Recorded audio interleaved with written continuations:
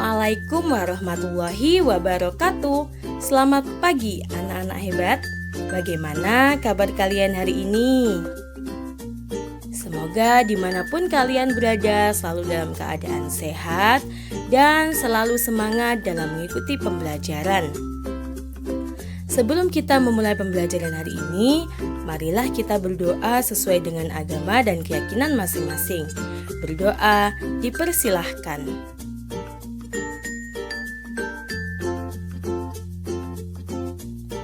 Berdoa selesai.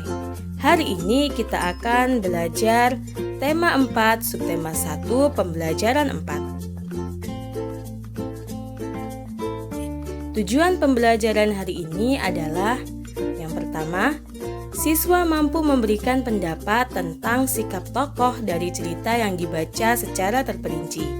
Yang kedua, siswa mampu memberikan pendapat tentang sikap yang sesuai dan kurang sesuai dengan sila pertama Pancasila dengan benar.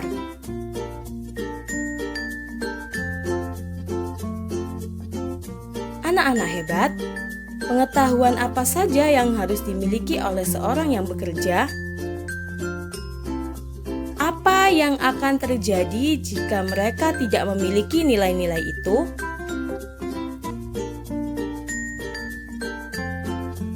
Pada saat seseorang bekerja, dia harus mempunyai nilai-nilai yang baik. Jujur dan kerja keras adalah nilai mutlak yang harus dimilikinya. Sekarang, ayo membaca teks yang berjudul Pemimpin Idola, Pemimpin yang Jujur. Ida temanku sebangku, mungil, berkulit hitam manis, tidak banyak bicara, dan pandai itulah cirinya. Ia seorang anak yang sederhana. Ayahnya sudah lama meninggal. Ia tinggal bersama ibu dan adiknya. Ida anak yang sangat pandai. Nilai-nilainya selalu bagus. Memberikan kesempatan meneruskan sekolah tanpa biaya. Semua buku pelajaran dan perlengkapan ditanggung oleh sekolah.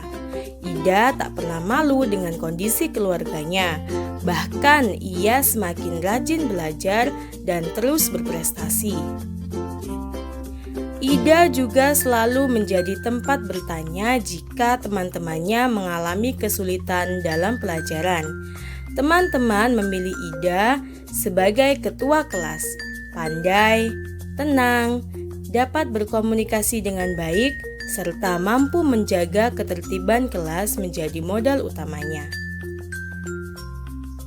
Hari ini Ibu Tati mengingatkan tentang ulangan matematika. Sebagian siswa tidak siap, termasuk Gugut, si jagoan bola yang duduk di belakang kami. Waduh, saya belum belajar, Bu. Kemarin saya seharian bermain bola sampai sore. Pulang ke rumah langsung tidur, Bu, protesnya. Ulangan tetap berlangsung. Gugut resah. Ia menengok ke kiri dan ke kanan. Tiba-tiba ditendangnya kursi Ida dari belakang. "Shh, Ida, bantu aku dong. Geser sedikit ke kiri agar aku bisa melihat jawaban di kertas ulanganmu," pinta Gugut. Ida bergeming. Ia hanya menggelengkan kepala pelan tanpa menengok ke belakang. Gugut mengganggunya lagi. "Ayo dong Ida, sekali ini saja. Nanti aku beri kamu uang 10.000 rupiah. Kamu bisa jajan kue di kantin," rayunya. Gugut tahu benar, Ida tidak pernah jajan di kantin. Ibunya tidak memberikan bekal uang jajan. Ida selalu membawa sebungkus nasi dan lauk dari rumah. Namun, di luar dugaan Gugut, Ida tidak terusik. Sekali lagi ia menggeleng pelan. Sampai waktu berakhir, Gugut terpaksa menyerahkan kertas ulangannya dengan lunglai. Pada waktu istirahat, Ida menghampiri Gugut. "Maaf ya Gugut, aku bukannya tidak ingin membantumu. Menyontek dan memberi contekan kepada teman adalah perbuatan tidak jujur. Bahkan perbuatan tersebut bisa dianggap sebagai korupsi kecil-kecilan, katanya kepada Gugut. Ah Ida, masa menyontek sekali saja dianggap korupsi? Setahuku korupsi nilainya miliaran dan hanya dilakukan oleh pejabat berkuasa, kata Gugut. Gugut, justru kita harus melatih diri. Korupsi dan menyontek sama-sama mengambil hak orang lain. Bernilai kecil atau besar tetap saja tidak jujur. Kita membiasakan diri bertingkah laku lurus. Mudah-mudahan ketika besar nanti kita tidak akan tergoda untuk melakukan korupsi dalam bentuk apapun. Ida menambahkan dengan panjang lebar. Aku dan teman-teman sekelas yang ikut mendengarkan percakapan Ida dan Gugut terdiam setuju. Memang tidak salah kami memilih Ida sebagai pemimpin di kelas. Tidak sekedar pandai, Ida juga patut dijadikan teladan. Mari kita eksplorasi pertanyaan-pertanyaan berikut ini. Pertanyaan yang pertama, siapa saja tokoh pada cerita tersebut? Tokoh pada cerita tersebut adalah Ida, Gugut, Butati, dan aku. Pertanyaan yang kedua, siapa yang mengikuti ulangan matematika? Yang mengikuti ulangan matematika pada hari itu adalah Ida, Gugut, dan teman-temannya. Pertanyaan yang ketiga, apa yang dilakukan Gugut pada saat ulangan? Yang dilakukan Gugut pada saat ulangan matematika adalah meminta bantuan kepada Ida untuk memberikan contekan. Pertanyaan yang keempat, apa yang dilakukan Ida ketika Gugut meminta jawaban?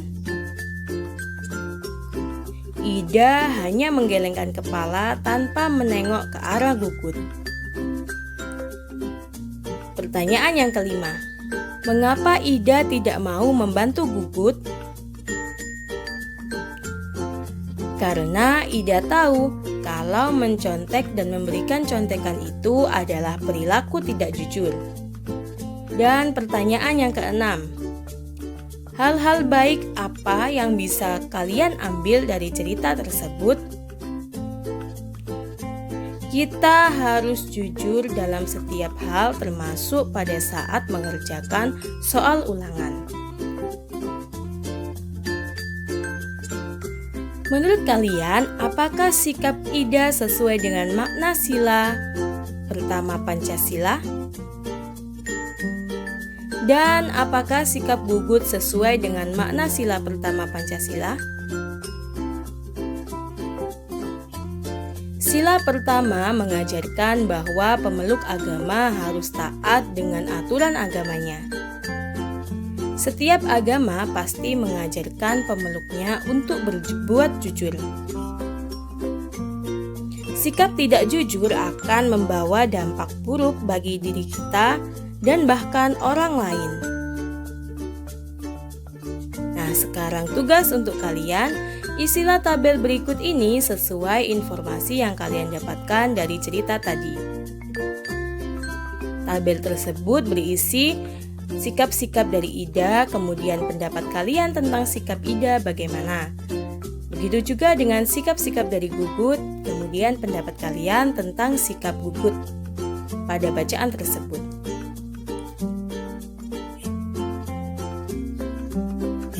Sampai di sini dulu pembelajaran kita hari ini. Semoga bermanfaat. Apabila ada kata-kata yang kurang berkenan, Bu Guru mohon maaf. Bu Guru akhiri. Wassalamualaikum warahmatullahi wabarakatuh.